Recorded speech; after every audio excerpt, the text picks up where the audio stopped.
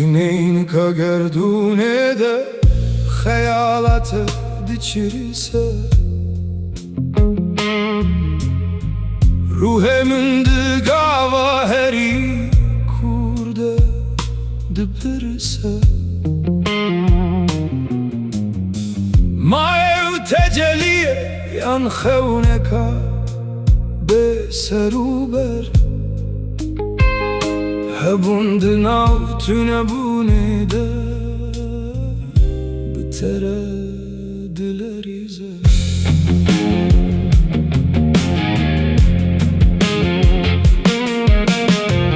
Tu ew çewherî ku mantık tê delal dibe, wate di deryaya çavên te de bêhal dibe. Ez li dûşo pate di kîmya dil de winda me, gava tütünebî her tiştî be pûç tal dibe.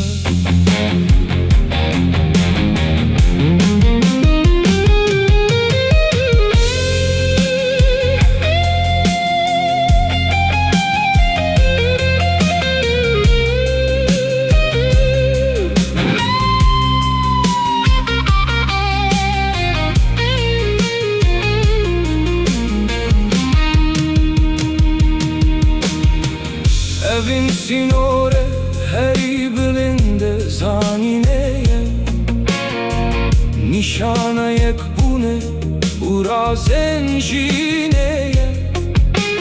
Ne bi Gotinên bi ser sama di sotî tê fêm kirin,